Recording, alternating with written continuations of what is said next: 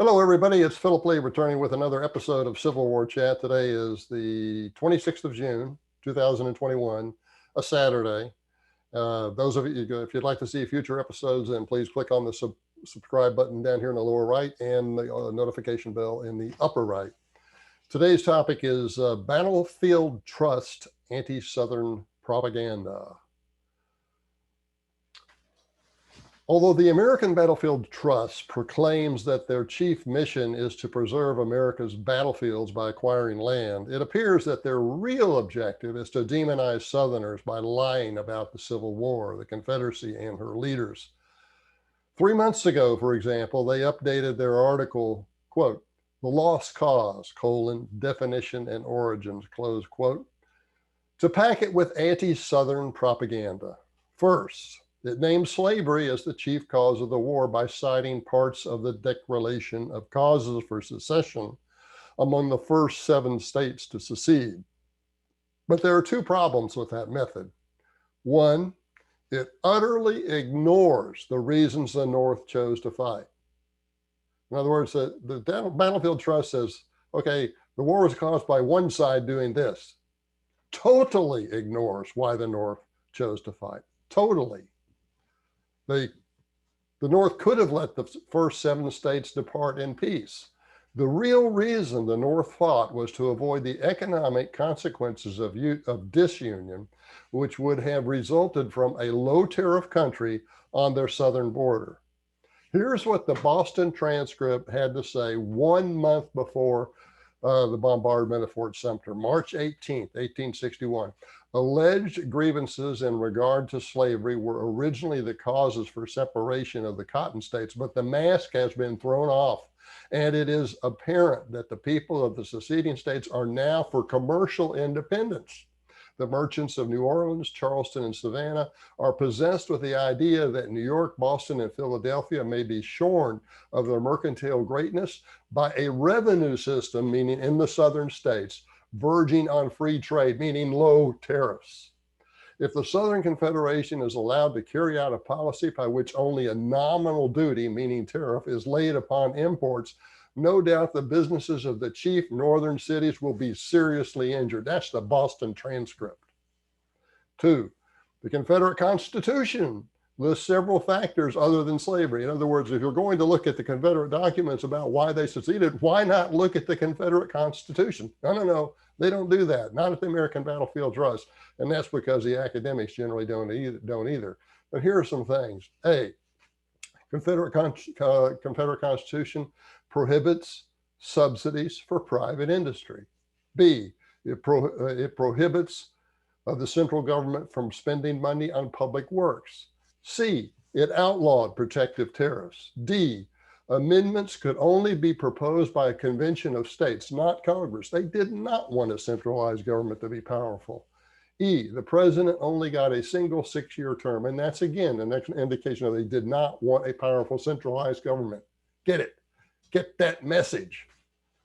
Second, the article erroneously claims that the Southerners' argument that the South was beaten by the enemy's overwhelming resources as a fabricated narrative created after the war. But Union General-in-Chief Ulysses Grant disagreed because on July 22nd, 1865, he wrote War Secretary Stanton, quote, "The resources of the enemy and his numerical strength were far inferior to ours. I therefore determined to hammer continuously against the armed force of the enemy and his resources until by mere attrition, if in no other way, there should be nothing left of him but submission," close quote. Third, the article also wrongly claims that General Robert E. Lee's legendary status was also a fabrication of postbellum writers. In truth, Lee was undeniably the commander most respected by his own troops in either side of that war, during that war, not later. After 9 months of temporary duty in Georgia and Tennessee, Lee's Third Corps joyfully rejoined his Virginia Army 1 week before his first battle with Grant. When the soldiers caught sight of Lee during a welcoming review, one wrote, quote, "A wave of sentiment swept over the field. Each man seemed to feel the bond which held us all to Lee. The effect was that of a military sacrament in which we pledged anew our lives, close quote. That is from E. Porter Alexander. Again, General Grant's own words contradict the Lee legend as postbellum creation myth that these battlefield trusts and the academics spread around.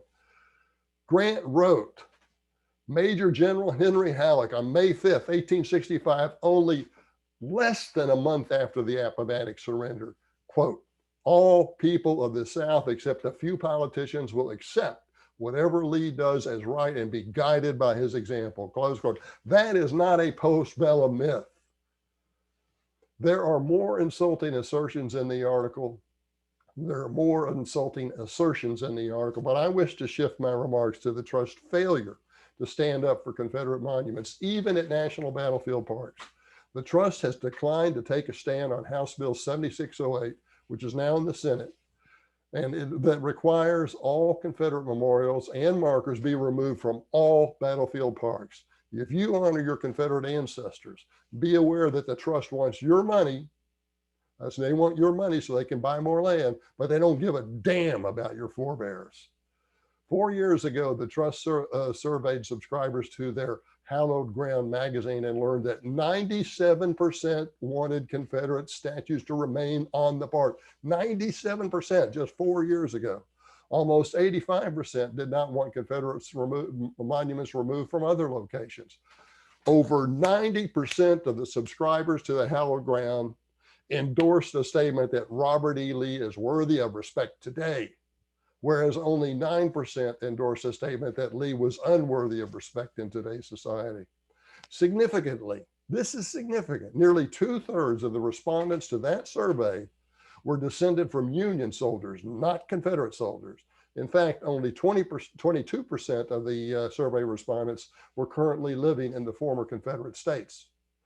Nonetheless, the trust ignored the survey results to proceed with their anti-Southern propaganda. They did not even issue a press release about the survey results.